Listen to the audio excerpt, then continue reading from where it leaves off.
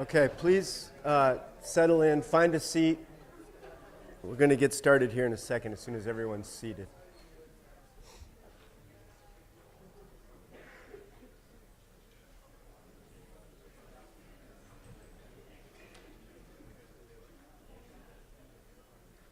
All right, I promise that every week won't start like this, but I'm going to ask you as you settle in, sit down, to start again by closing your eyes.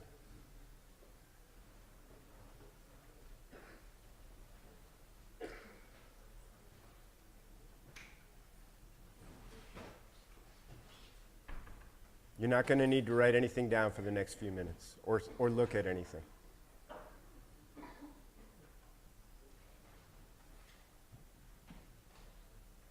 If you're just coming in, you don't even need to unpack your stuff. Just settle into a seat.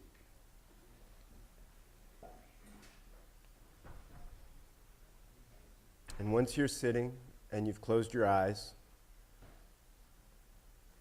make those subtle shifts so that your posture is upright.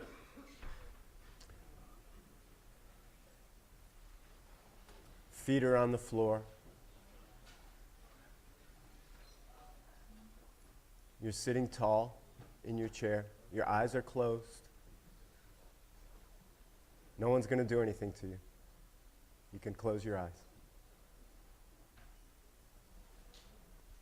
And as you're sitting there tall and balanced, sense a possibility of relaxing in this uprightness. Just see what will naturally let go and soften and be more at ease. Now, as you come into this stillness, let your attention move to the area of your heart and just feel for a moment your breath at your heart. Inhale deeply and feel the air coming into your body and filling your lungs.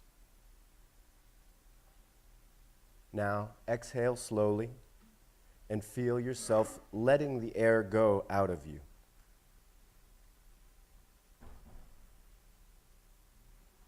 Inhale deeply again and hold it for a moment before once more slowly exhaling, letting go, letting go, letting go.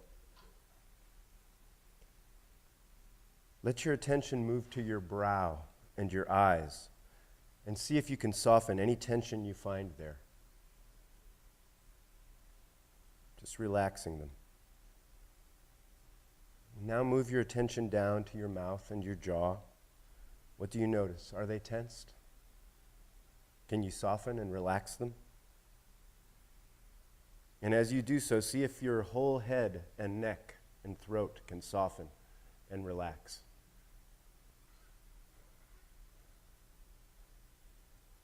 Now turn your attention to your shoulders and let them soften. See if you can relax them from the inside so that they settle down and back. You're not carrying anything. Feel your chest and notice your breath moving within your chest, the gentle rhythm of inhaling and exhaling. Feel that rhythm in your back.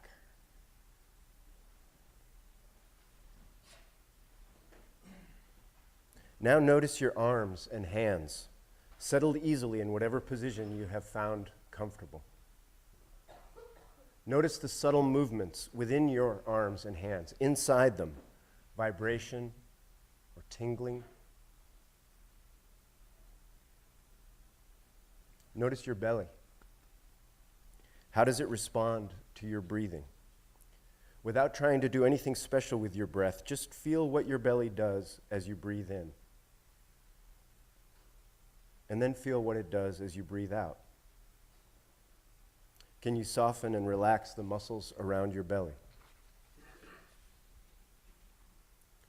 Feel the points of contact between your body and the chair you are sitting in.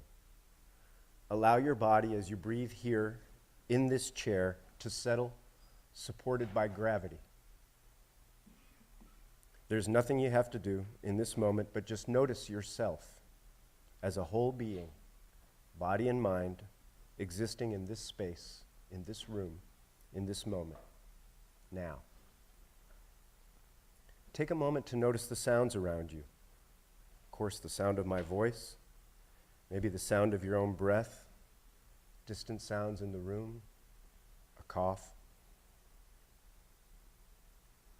Feel your whole being as a field of moving, changing sensations. Rest now for a few moments in an awareness of the life that is moving through you,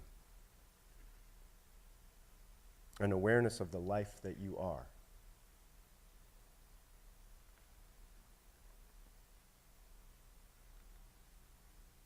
Now, slowly, gently, open your eyes and take in your surroundings with the same spirit of easy attention. The light, the room, your fellow students, maybe your notebook or computer, coats, book bags, the screen up front, and my body standing before you.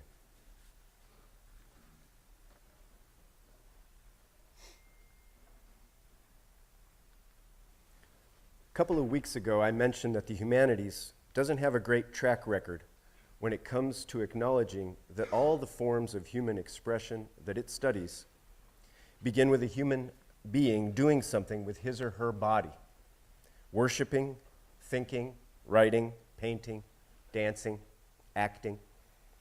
There would be no human expression whatsoever, no religions, no philosophies, no poems, plays, or novels, no paintings or sculptures or performances without human bodies to do these things.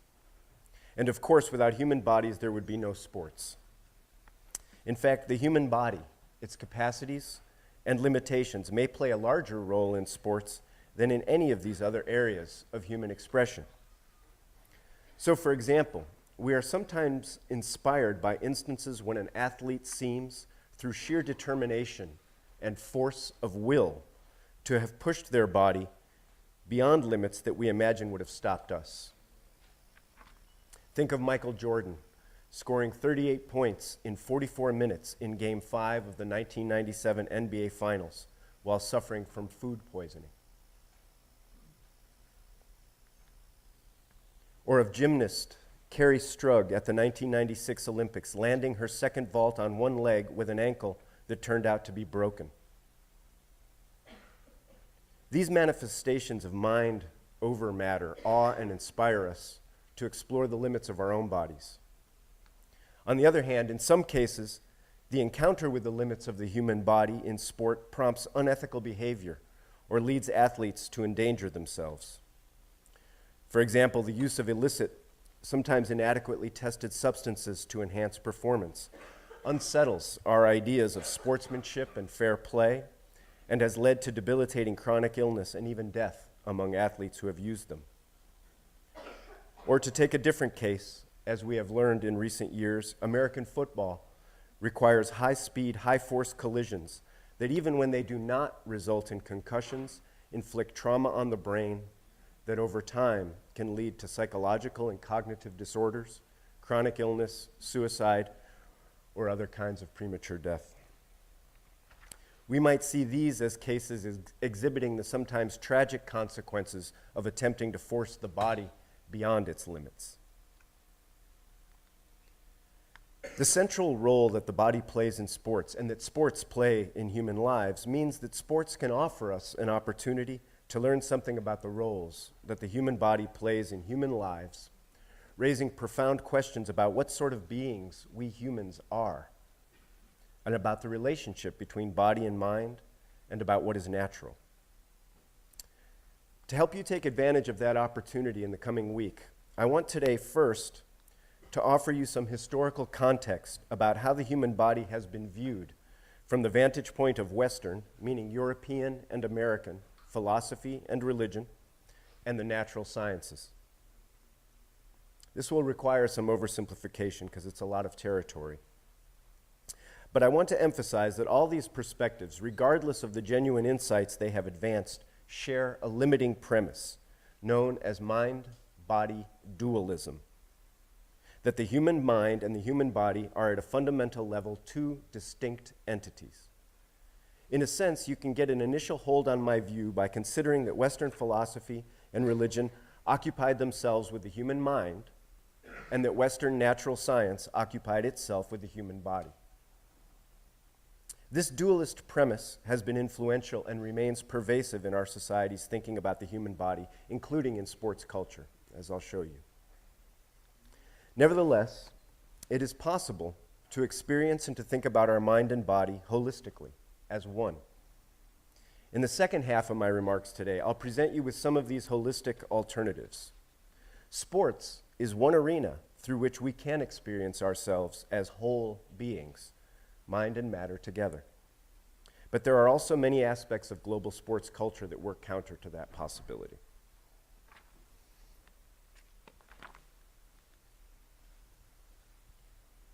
Mind-body dualism, the belief that we are composed of two related but separate entities, has deep roots in Western civilization. These roots can be traced back to the Greek philosopher Plato, who lived and taught in Athens nearly 2,500 years ago. Plato set down his philosophy in a series of dialogues, sort of like plays, in which his own teacher, the philosopher Socrates, conversed with friends and students about various topics. To understand Plato's view of the relationship between our mind and body, we have to understand some key points of his philosophy more generally. Plato believed that everything in the universe could be divided into two realms: the noumenal, which is the top realm, and the phenomenal, which is the bottom. The noumenal realm housed eternal, unchanging, but immaterial entities that Plato called forms, or ideas. The phenomenal realm, on the bottom, housed the changing, material things that make up our everyday life, the things we tend to think of as reality: me, this lectern, the trees outside, your chairs. But for Plato, these phenomena were merely appearances, like copies of or shadows cast by their ideal, unchanging, immaterial forms, which Plato viewed as the fundamental reality. These forms were the essences of material objects. Without them, those objects would not be themselves. So the form dogness is the timeless essence of all the different animals we identify as dogs, and of any dog we can think of. But also beauty is the eternal essence underlying all the instances of beauty we may encounter in the world. For some of you, the notion that there exists some sort of ethereal realm housing the immaterial, eternal essence of things, and that those essences are more real than the things we can perceive with our physical senses, might seem ludicrous. But whether or not we subscribe fully to Plato's view of the universe, to some degree, we're invoking a similar notion whenever we apply words like fairness or justice as measuring sticks for a particular situation. When we say, in other words, that something someone did was unfair, we have in mind an ideal of fairness. What is that ideal? Where is it? Plato's theory of eternal, unchanging ideas housed in a noumenal realm was, in a sense, a response to those questions. Given that Plato viewed these ideas or forms as the more fundamental aspect of reality and material existence as just a copy of them, it followed for him that he believed that to really know the nature of a thing, one had to understand not the material qualities of that thing, but rather the immaterial form or idea of which the thing was simply a manifestation. For one thing, he thought the material reality was always changing. If you want to understand what a tree is, he reasoned, you'll get one idea if you look at a sapling, and another if you look at a 200-year-old oak. But for Plato, it wasn't only the changing nature of material reality that was a source of confusion. It was also our own organs of perception, our senses, which he saw as notoriously susceptible to confusion. In one famous passage, he compared our attempts to know that fundamental reality through our senses to the situation of a chained prisoner trying to understand a candlelit object by way of the flickering shadows it cast on a wall in front of him. The only way to know reality, Plato thought, was intellectually, by forming a clear conception of the idea corresponding to that messy, flickering, changing reality. And to do that, we not only could not rely upon, but we had to overcome the impressions and impulses that came from our senses. With all this in mind, you can begin to understand how it is that Plato came to view human beings as composed of two distinct substances: mind, which he called psyche, and body, which he called soma. And you can understand further that he accorded greater value to mind than to body, since it was only through the intellectual activity of the mind that we could overcome the frailties of the body and come to know reality. Furthermore, our souls were our true essence and nature, our bodies mere changing material manifestations of that nature, subject to deterioration and decay. For this reason, he characterized the body as a temporary prison for the soul, from which only death could offer permanent liberation. In the meantime, though, while we lived, we should strive, Plato argued, to cultivate our mind's capacity to control our body's impulses, desires, and perceptions, and to get beyond them. In one dialogue, Plato wrote, "Philosophy sees that the worst feature of this imprisonment in our bodies is that it is due to desires, so that the prisoner himself is contributing to his own incarceration. As I say, the lovers of learning know that philosophy gets hold of their soul when it is in that state, then gently encourages it and tries to free it, their soul, by showing them that investigation through the eyes is full of deceit, as is that through the ears and the other senses. Philosophy then persuades the soul to withdraw from the senses, insofar as it is not compelled to use them, and bids the soul to gather itself together by itself, to trust only itself, and whatever reality existing by itself, the soul by itself understands, and not to consider as true whatever it examines by other means." In the European Middle Ages, so hundreds and hundreds of years after Plato, Plato's mind-body dualism was also influential among Christian, meaning at this time Roman Catholic, religious thinkers and leaders, who saw it as echoing Christian beliefs that the body was perishable and that the soul housed our true, divine, eternal nature. But whereas for Plato the chief problem with the body was that it could lead the mind into ignorance and error, for religious leaders the body was the source of much more serious peril. The same passions, and especially desires that Plato had attributed to bodies, were, from the Christian point of view, dangerous impulses that would lead the individual astray into sin, and thereby pollute the soul.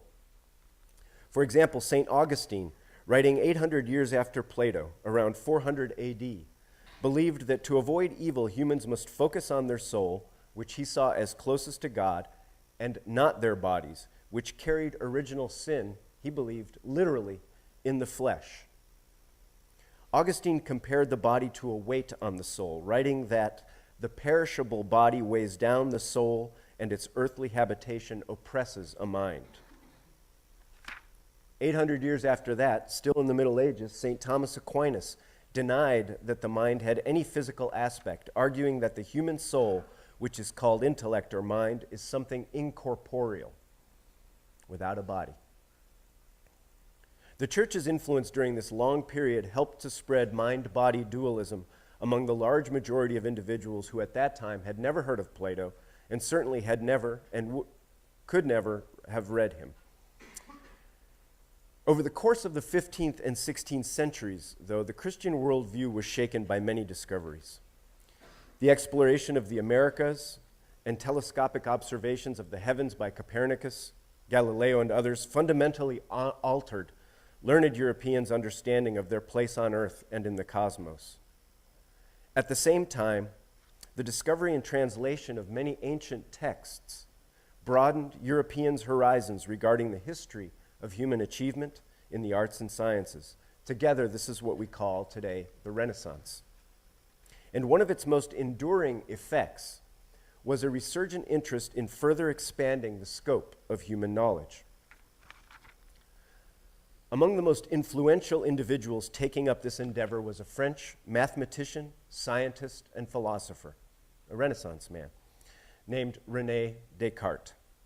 He lived in the first half of the 17th century. In keeping with his period's interest in expanding knowledge of the world and ourselves, Descartes set about trying to establish a sound method for assessing just what counts as genuine knowledge and for distinguishing such knowledge from error and mere opinion. Descartes shared Plato's understanding of reality as divided in two. He referred to Plato's phenomenal physical realm as extended substance, and to the noumenal immaterial realm as thinking substance, body and mind. And he agreed with Plato that the human senses were unreliable sources of information and that the body more generally was the source of passionate emotions and desires that could lead our thoughts astray. The senses were deceptive, and it was imprudent to trust them. To discover a reliable intellectual method for understanding nature, Descartes figured that even if every single thing that he thought, every single impression was false, the fact that he was thinking would still be true. From this, he concluded that our thinking minds were the only certain thing, and therefore the fundamental aspect of our being. The Latin phrase he used to sum this up, cogito ergo sum, which means I think, therefore I am, is still today regarded as the most succinct expression of mind-body dualism. Descartes pointedly concluded that we must, quote, control our bodies if we want our minds to work well. Meanwhile, in the European religious world, around the same time, the Protestant Reformation, initiated by Martin Luther, split the Roman Catholic Church. Protestant thinkers and clergy, such as John Calvin, who influenced the English Puritans who in the 17th century colonized what is today the United States, developed their own version of mind-body dualism. For them, the dangerous powers of the body were so significant that they carefully prescribed what sort of daily physical activities were acceptable and which were not. These prescriptions went well beyond regulating and disciplining sexual conduct. Manual labor, through which individuals could contribute to their survival and that of their families and community, was seen as a moral necessity. Meanwhile, unproductive uses of the body, such as dance, play, games, and sport, were eyed suspiciously and suppressed for 2 centuries. But over the course of the 1800s, English and American society began to change. Industrial manufacturing grew, individuals moved from the countryside to cities and took up work in new factories, offices, banks, and shops. The growing numbers of especially young men employed in sedentary occupations and enjoying increased leisure time raised for religious leaders in both countries the concern that these men would become spiritually flabby and susceptible to immoral carnal temptations. Out of this moral anxiety emerged a religious and cultural trend, first in England, but then also in the United States, that came to be called muscular Christianity. Its aim was to cultivate through organized leisure time physical activity the moral virtues that had previously been developed through manual labor. In the words of the doctrine's influential exponent Thomas Hughes, a man's body is given him to be trained and brought into subjection.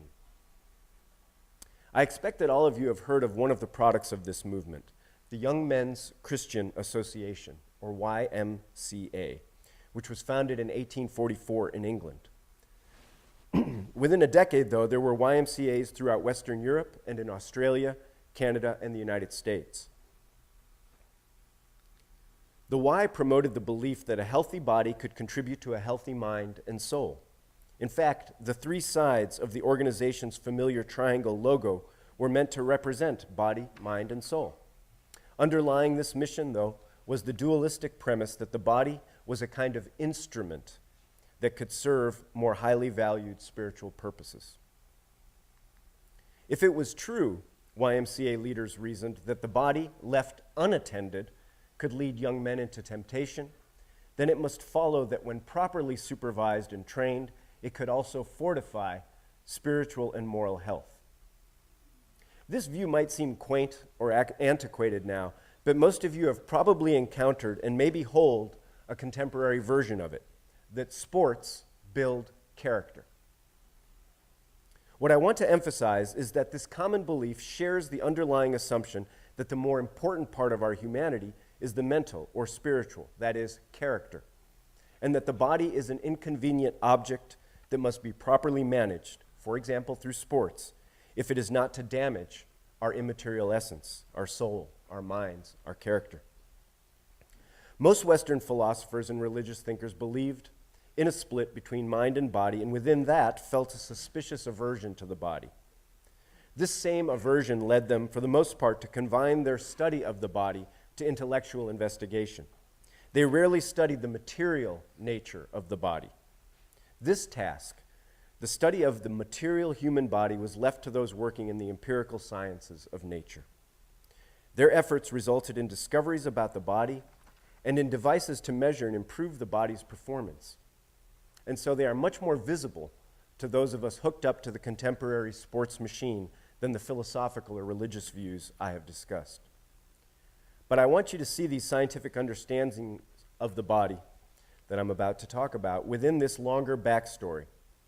I'm going to characterize them as the flip side of the mind-body dualism we've looked at so far. Before we do that, though, I want you to take a moment and try and remember a time when you felt that your body got in the way of achieving an intellectual or spiritual goal. When you have that moment in your mind, just write down, this is again just for you, for your own purposes, no one's going to see it. Write down 3 words that express how that felt. A moment when you felt your body was in the way of some intellectual or spiritual goal that you had.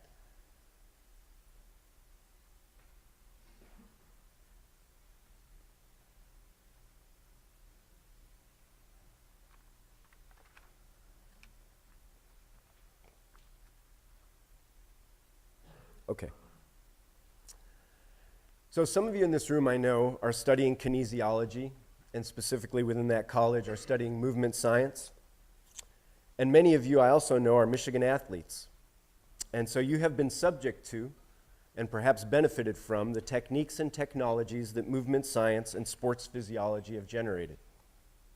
But what I suspect most of you don't know is that the scientific study of the body has a history, and that the history has been shaped by assumptions, beliefs, and societal and institutional pressures that have little to do with science, as most of us here today understand science.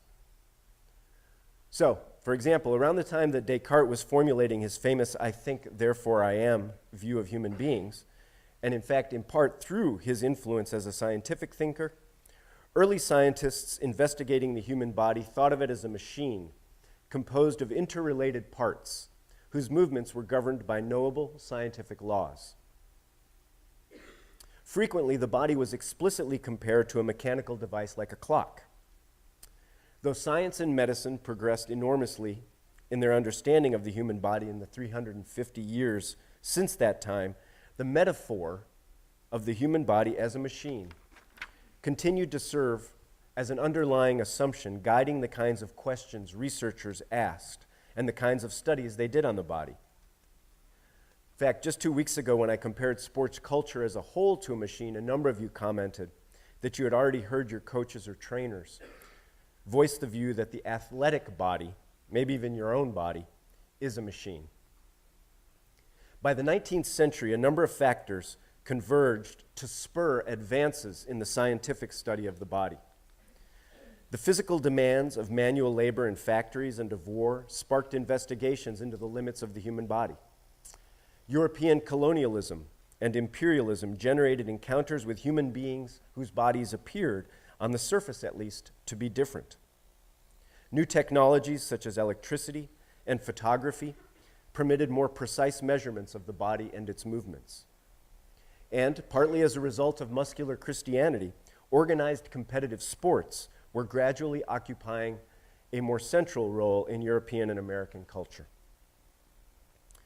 Through the combined effect of these developments, the seeds of sports physiology were planted in the late 19th century. scientists studied the performance of human bodies engaged in physically taxing activities like running, leaping, dancing, fencing, cycling, rowing, and boxing. Using new instruments, they measured variations in red blood cell counts, respiratory frequency, depth and volume, acceleration, the force exerted in punching and jumping, reaction time, and biomechanics. Though their investigations yield more nuanced and complex understandings of the human body, they were still founded on the fundamentally dualist view of the human body as a machine. After all, machines have no soul. And they saw their efforts as measuring the effect of different inputs and on outputs in order to understand the limits of that machine. Eventually, those following in their wake would seek through various biochemical and biomechanical techniques to break through those limits and achieve new levels of performance and efficiency. In the words of one historian of sports science, in the century or so since these experiments first began, the athletic body has essentially become a piece of equipment, designed and built to elicit greater performances through improved output. Each action, each ingestion, each input is coordinated to achieve specific outcomes. And like a machine, the athlete is reduced to parts and systems that can be specified, isolated, transformed, honed, and finely tuned to produce a more rational and efficient body. Today's sports culture is dominated by the legacy of these views of the human body as a kind of performance engine. At one extreme, we see athletes using performance-enhancing substances that have been outlawed by the organizations governing their sports. We tend to view these outlying examples of competitiveness as examples of competitiveness taken to unsportsmanlike extremes. But even development and use of those measures we consider to be legitimate, proper nutrition, legal organic or synthetic substances, and training technologies have their roots in this dualistic view of the sporting body as a machine. These and even techniques developed in sports psychology, ostensibly dealing with the psyche or mind, depend to some degree on insights and technologies developed in order to maximize the efficiency of the physical machine. All of this can be viewed as the flip side of the dualist view that the body should be subordinated to the mind. In sports science, the terms of the hierarchy are simply flipped, and the mind is made subservient to the body. But the dualist framework remains in place. From this point of view, we can see how it is that in the sports machine, we can get caught between two conflicting imperatives. On the one hand, we are exhorted to push through and will our bodies to achievement through mental effort, while, on the other hand, whole fields of study and enormous intellectual and financial resources are dedicated to refining the capacity of our machine bodies to ever greater levels of performance, regardless of what our minds may do or want. So just as a moment ago you thought of a time that your body got in the way, I want you to take a moment now to remember a time when your mind got in the way of you achieving a physical goal that you had. And again, write down 3 words to express that. A time that your mind got in the way of achieving a physical goal.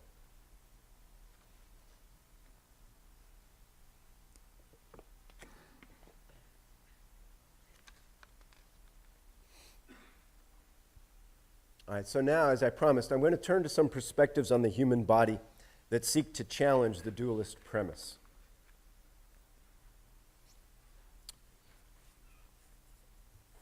Mind-body dualism also drew energy and force and became more deeply embedded in Western culture by becoming associated with other dualistic categories. For example, the body came to be associated with nature, women, immigrants, and racial minorities, as well as manual labor, while the mind was associated with culture, men, Caucasians, and intellectual work, as well as these other terms that I've put on the screen. In each case, the categories, activities, or individuals and groups associated with the mind were valued more highly, while those associated with the body were devalued and were treated as either, at best, a kind of inert raw material to be used, or more commonly and at worst, a source of danger to be combated and carefully controlled. One way to view the history of mind-body dualism in the modern world is to see it as justifying the efforts of men of European descent to control the bodies of women and of men of other backgrounds. Over the course of the 20th century, however, a number of developments presented challenges to this project. The carnage of 2 world wars shook the widespread belief that European civilization was ever progressing in a quest to improve human life. New discoveries and theories in the natural sciences eroded the accompanying belief that we could objectively know the natural world. And social movements led by women, formerly colonized people, and racial and ethnic minorities challenged political inequality based on physical difference and created a space in which very different experiences of the human body could be expressed. In the second half of the 20th century, a number of social theorists began to introduce the concept of embodiment as a way to elude dualism. Embodiment, in the words of sports sociologist Cath Woodward, always involves a self who is embodied and a self which cannot be disentangled from its corporeality, its bodiness. On the basis of this concept, sociologists, particularly sports sociologists, have over the past several decades drawn attention to the ways that different bodies generate different experiences of embodiment, and that these different experiences are shaped by social practices and cultural norms in different, often unequal ways. These researchers have shown, for example, how advertising and consumer culture can create unrealistic physical ideals that can be harmful to individuals striving to meet them, and can justify social practices that exclude groups of individuals who do not conform to those ideals from participating fully in the culture, including in sports. They may speak of the body as a social construction, by which they mean to emphasize that our experiences of our bodies, how we judge them, what we put into them, what we do with them, what we put on them, and how we present them to others, are deeply, often unconsciously influenced by these social structures and cultural practices. At the same time, they recognize that these very conditions, the social construction of the body, can spur some individuals from marginalized groups to seek to empower themselves through various kinds of body practices, including athletics. The concept of embodiment, in other words, allows us to think about how our bodies are more than either inconvenient burdens in the way of our intellectual or spiritual development, or machines whose efficiency we must maximize. We can instead understand that our uniquely differentiated bodies and our experiences of them are shaped by social structures and cultural norms, that these structures and norms in turn shape our sense of identity and possibility, and that we may respond to these in part by the embodied choices we make in our lives. So consider the case of women's tennis player Serena Williams. Historically, modern tennis developed in the 19th century as a sport played in private clubs, primarily by upper-class white men, and then by upper-class white women. That is to say that participation in tennis was determined by the nature of one's body. Female bodies, initially, and certainly bodies of color, and poor bodies were excluded. As you probably know, over the course of the 20th century, women, African American men, middle and working class players, and eventually African American women fought for and won the right to participate in the sport. Through the lens of embodiment, we can see in Serena Williams' rise to the highest levels of achievement in tennis how social practices and cultural norms continue to impact the sport in negative ways, however. And we can see how she responds to that. In 2001, speaking on the Don Imus radio show, Sid Rosenberg said of Serena Williams and her sister Venus, quote, "I can't watch them play anymore. I find it disgusting. I find both of those, what do you want to call them? They're just too muscular. They're boys." Rosenberg obviously was invoking norms of femininity to justify his aversion to watching the Williams sisters. Just 2 years ago, the president of the Russian Tennis Federation, Shamil Tarpashov, was fined and banned for 1 year by the Women's Tennis Association for referring to the Williams sisters as the Williams brothers. Nor are such attitudes confined to men. Female tennis star Anna Kournikova confessed to a reporter, quote, "I hate my muscles. I'm not Venus Williams. I'm not Serena Williams. I'm feminine. I don't want to look like they do. I'm not masculine like they are." What we see here is that Williams must navigate a double bind created by the kinds of social structures and cultural norms exposed by contemporary social theory. On the one hand, as an athlete, she is expected to maximize her physical accomplishments and achievements. On the other hand, as a female athlete, she must do so while preserving a body that conforms to traditional norms of feminine beauty, which traditionally preclude the possibility of physically developing her body. These contradictory expectations present a challenge for many female athletes, and they prompted some observers to speculate that Serena's body is unnatural, possibly enhanced through the use of illicit drugs. In Williams' case, though, the challenges are intensified by the fact that her body is dark-skinned. Serena's blackness has led some commentators to marshal 19th century racist stereotypes comparing her to a gorilla. In less extreme instances, observers draw upon stereotypes of working-class African-American culture to criticize her vocal style of play or her clothing choices.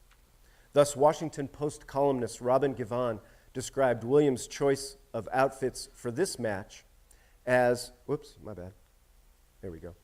as more appropriate for a working girl of a different sort, and as the stylistic equivalent of trash talk. She called it trashy.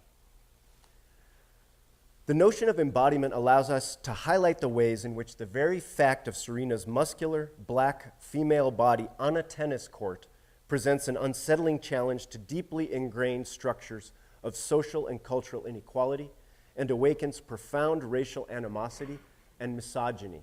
Misogyny is the word that refers to hatred of women. And it may explain how, despite her domination of women's tennis in recent years, she still lags behind her competitors in endorsement earnings.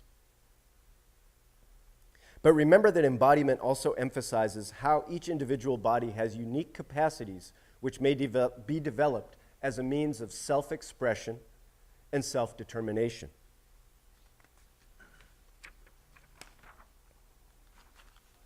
This aspect of embodiment is what we see when Williams herself responded to her critics in a Time magazine interview in 2015 by saying, "It's important to touch on the body issues. I literally was born with this most amazing body, and to be historic, and to be amazing, and to be badass. And if anyone doesn't like it, then they don't have to."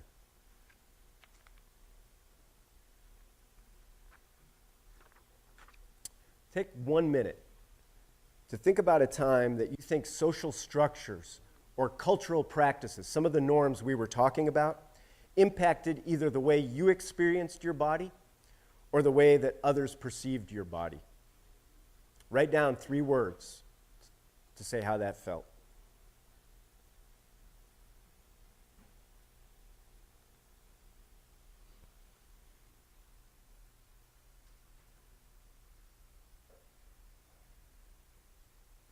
So Serena's confident refusal to accept the limited options presented her by the social and cultural manifestations of mind-body dualism creates more possibilities for others following in her footsteps, and so it rightfully inspires us. To deepen our understanding of what we can learn from it, we can view it as an example of another approach to human embodiment that seeks to overcome the damaging limitations of dualism. It's a perspective developed by a philosopher named Richard Schusterman, and he calls it somasthetics. The term combines the Greek word soma, which you already heard earlier when I was discussing Plato, and aesthesis, which just means sensation, even though we associate it with aesthetics and with beauty and art. Schusterman presents somasthetics as an alternative to the dualistic devaluing of the body that has prevailed in the humanities for thousands of years. Somaesthetics is a set of interdisciplinary practices that focus on our embodiment as a source of sensory and aesthetic appreciation and as a means of creative self-fashioning, a way of making ourselves, literally making ourselves. Its aims are not just to expand knowledge of the body, and certainly not of the body as a soulless machine, but rather to enrich our experience and understanding of embodiment and embodied performance. Somaesthetics does include traditional academic study of the body from various disciplinary perspectives, including the sciences. But it also includes, crucially, everyday activities by which any of us can cultivate awareness of our embodiment. For example, by sitting quietly and noticing different parts of your body as you breathe. And by doing so, to deepen our understanding of what it means to be embodied entities. These activities can range from the kinds of things we do to adorn our bodies and so express our individual embodiment, like tattooing, hairstyling, and makeup, to fitness-related activities we engage in to augment our body's capacities and our sense of well-being. Somaesthetics also spans the gamut from non-Western practices such as meditation, yoga, Tai Chi, and martial arts to the sort of highly specialized training undertaken by elite athletes in sports with which we are more familiar. It's probably not coincidental that Schusterman frequently refers to what is called flow, a psychological theory of peak experience. Nor is it a coincidence that this theory of flow, in turn, draws heavily on the reports of athletes concerning how they experience their embodiment when they are playing in the zone. One of the distinguishing characteristics of being in the zone, according to athletes, is a falling away of the division between mind and body. When in the zone, athletes are no longer commanding their bodies to perform certain actions with their minds. Instead, mind and body are one, responding to the challenges unfolding moment by moment in graceful, unself-conscious unison. Schusterman's Somaesthetics emphasizes that embodiment is a fundamental fact of being human, and therefore that understanding ourselves as human beings means understanding our embodiment. But it also avoids the harmful pitfalls of dualism by refusing to treat the body as an object of study from which the investigating mind can be detached. And one of the advantages of this refusal is that Somaesthetics acknowledges the value of the forms of knowledge concerning embodiment generated by athletes like Serena Williams and the rest of us whenever we undertake physical activity with a sense of awareness and curiosity toward the aim of experiencing embodiment as a oneness of mind and body. So for your last exercise, what I'd like you to do is to think of a moment, and it could be in any kind of activity, where you experienced embodiment positively, as being in the zone or as flow, however you understand a kind of positive experience of embodiment, and write down 3 words to describe how that felt.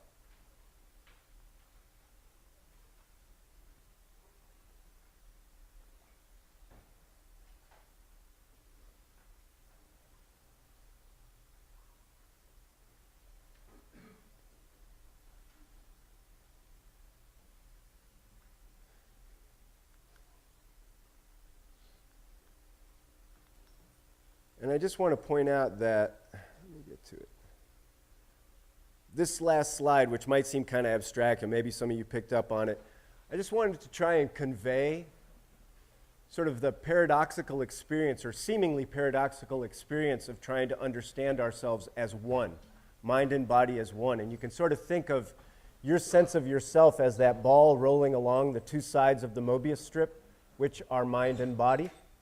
And in that way, understand how you can kind of navigate them as a single thing. All right, I'm going to let you all go. Have a good week. Don't forget to do your quotes and notes. And I'll see you next week.